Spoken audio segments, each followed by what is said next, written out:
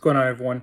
So today I want to tell you guys how total return works. This is the math that you all should know, like back of a napkin sort of thing. So it is the ending price, okay, minus the beginning price. So we're going to measure it out over 1 year, and I'll show you how the math works, plus your dividends, okay, whatever that number is, you're going to divide that by the beginning price.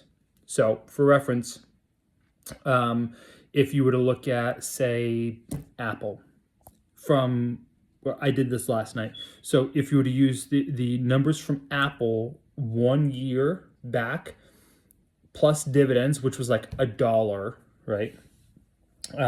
You'd be up 45% this past year. And a lot of people get the total return thing confused, especially in the ETF high income space, confused. So I'm also going to show you, the Curve fund, the high ETF dividend fund for Curve. I'm also going to show you the AAPL fund for Yield Max, because a lot of people will say, well, it's the total return that matters. And you're right. Yield Max, with all distributions reallocated, only returned 23%.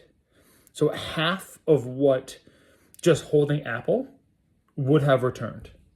So, and a lot of people are going to say, well, sure, but you don't get the distribution. Okay. That's true. However, you could have just sold an option on it if you needed some income. You're still underperforming for your total return. And I'm going to show you guys how this math works, okay? Just so you guys can see it for yourself. And I'm going to use the tax filings from the Curve Fund and from the Apple, from the Yield Max Fund. I will say the Yield Max Fund, the 89 form was from 2023. So I actually had to actually calculate their distributions that they put out on their 19A, because for some reason they just refused to be transparent about their 89 form for like 2025. I was unable to find it. I tried using AI couldn't find it. Their 2023 forms are there, clearly evident, but 2024 and 2025 are nowhere to be found. So I had to manually calculate. Aptly paid, I think it's $2.50. Anyways, I'm going to show you guys on paper what it looks like right now. All right, so here's the equation. We got total return equals the ending price minus the beginning price plus the dividends. You can also use distributions in the dividends. Especially if you're doing ETF, you should know how this works. Whatever that number is, you're going to divide it by the beginning price. Again, so it was from last night back to the 1 year. I used the Robinhood app, which gave me the two prices. Okay, that's where these numbers come from. So we'll do Apple, straight up shares. Okay, we have ending price last night was $256. Beginning price 1 year from earlier was $177. Huge dividend, basically non-existent, $1.04. Came to 80.04 divided by beginning price of 177 gives us an annualized return of 0.452, 45.2% total return. That is just for holding the stock and not doing anything with it. Okay, we'll go to Curve, AAPY. Again, we all know that I like Howard a lot. He is great. Okay, ending price last night was $22.48. Beginning price was $19.45. So they grew over the 1 year, right? This is the starting price. This is the ending price. They actually grew. That's growth. Plus $2.50. This is their distribution. Okay, gives you $5.53 divided by the beginning price of the year. Gives you a total return of 28.43%. We'll go to Yield Max. One of the favorite funds amongst people, Aptly. Okay, I had Aptly for a little bit. So this is interesting because they actually had a loss. The beginning price is $12.21, but last night the price is down to $11.86. Now this is super important because they paid out a big distribution. Now when there's massive ROC, okay, well, anything comes out of the NAV, right? Some of it's money coming back to you. So how do you calculate that? You're going to take whatever the total distribution is because it's already come out of the price, which is why this is down lower. Okay, it's $4.84. Okay, because it came out of this, which is why it's actually a loss. But it was so big that it overcompensated for it. That gave us 4.49 divided by 12.21, which was the beginning price, gives us a total return of 36.77. So it actually beat curve, even though we have some NAV erosion here, as you guys can see. This one had growth, right? If you want more growth focused and dividends or distributions, I should say, curve might be the better way. All depends on what you guys are doing with this money though, right? If you guys are living on it, okay, obviously this is going to be paying out higher amounts than that, okay? All depends on the situation. Neither the three, I personally have Apple because I sell options on it, okay? All depends on what you want to do, but for total return, okay, Yield Max's aptly beat out Curve's AAPY, or Curve AAPY, but fell short, 9% of the total return if you were to just hold Apple, okay? Now, I personally sell covered calls on Apple, so I'll show you what that looks like. All right, so let's look at the option change. We got Apple last year again, 45.2% total return. Now, if we were to sell covered calls of a delta of 0.05, the probability of your covered call getting called away would be, as long as you're not doing it around earnings time, you basically have like almost zero chance of it actually getting called away, okay? It's very small, about 5%. It's gonna pay 14 cents per share, okay? So it's $14 per 100. Obviously, if you're doing this, you have to own 100 shares of Apple, okay, in order to sell a covered call. And we're going to do this 3 times a week. So it's 14 cents times 3. It's going to give you 42 cents per week. Sorry if it's blurry. We're going to multiply that by 52 weeks, okay? Again, we're going to sell this covered call at a 0.05 delta. Okay, we're going to assume in a perfect world this expires worthless. Okay, 42 cents times 52 equals $21.84. Now, how does this factor back in to this? Okay, so we have to add that right here. Dividends and distributions. Okay. Covered calls are just distributions, guys. So let's add this back in and we'll redo the numbers and then we'll give you a new covered call as if it was 1 year from today and see how you would end it up.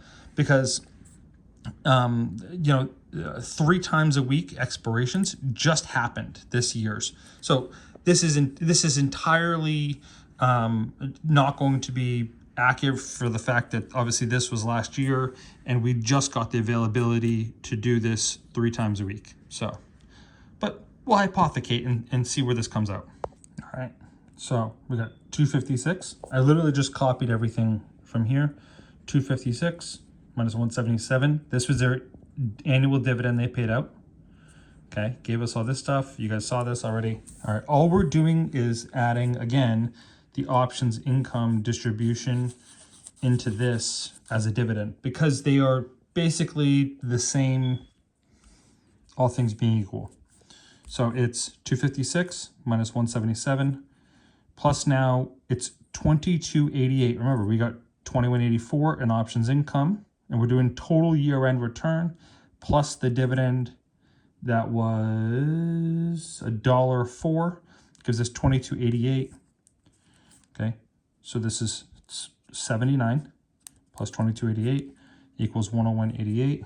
101.88 divided by 177, which is the beginning price, gives us our total return of 57.55. Massive. Almost a 60% return on Apple if you did it this way, running your own covered call. Now you will have a little bit of slippage. Okay. In order to buy Apple, it doesn't actually cost you any money, but to sell an option, it might cost you, a couple cents every time you sell an option. So there might be a little slippage on this after that's factored in. It might be closer to maybe 55, for total return. Again, still, it's basically double this and almost double this by just doing it yourself and holding the actual fund yourself. And because you're doing it yourself, you're actually saving money. Oops. You're actually saving money. Sorry, my phone just said I have 20% battery on the expense ratio, which might be, it might be 1%. So again, in order to do this, this also assumes that you put up the $17,000, 17,700 last year in order to buy, 100 shares. So keep that in mind. Or maybe you bought it years ago and you've just been sitting on it. It's been growing and you want to squeeze a little bit more juice out of it. This is how you do it. Okay. What do you do when you're up almost 60%? Well, gee golly, I don't know. Maybe you go and buy some more. Okay, so that way, or you take this and you buy call options, right? If you want the upside exposure, you could use some of this money you're generating to buy call options, okay? Or leaps, which are, 1 year to expiration. If you're like, hey, I'm at 256 right now, I don't want to lose any money like today after, everything's down. It's down like 4% today, which is crazy. I don't want to lose any money. Well, great. I'm going to buy a put at the 256 mark, which would have been profitable today, for 30 days out as some insurance. I don't want to give up my gain, but I also want to collect some premiums. Okay. This would have profited. You would have made money on this today. Okay. Because the Apple happens to be down 4%. Okay. You could buy some insurance at 256. That way, in case this falls, you don't give up, the gain between this two. Just something to do. And if you like this kind of content, you guys want me to go over any more strategies, please let me know in the comments below. You want to look at an ETF. Again, remember, you want to add your total. If you're in any sort of high yield ETF fund, whatever, that total distribution, don't separate return on capital and dividends. Okay, put the whole thing in there and then do the equation straight across. Because every time a fund gives you, or a stock or whatever, gives you out a distribution, it comes out of the NAV already. So it's already going to be factored in. You don't have to go through like the mental anguish of separating the two out, unless you're going to go through, all right, how much do I factor in for taxes and whatnot? Everyone's tax basis is different. So we won't touch on that in this situation. But if you just want pure total return, without all the other caca, just keep it simple. Total distribution, we got ending price minus beginning price plus distribution, dividend or distribution. Again, these covered call ETFs didn't come out to 2006, so the technical book uses the term dividend because distribution wasn't really a thing up until 20 years ago. And again, then you're just gonna divide that number as I showed you guys in the video. Again, like, subscribe. I hope you enjoyed. And leave me a comment if you guys want me to go over any more strategies that I am doing. Okay? Take care.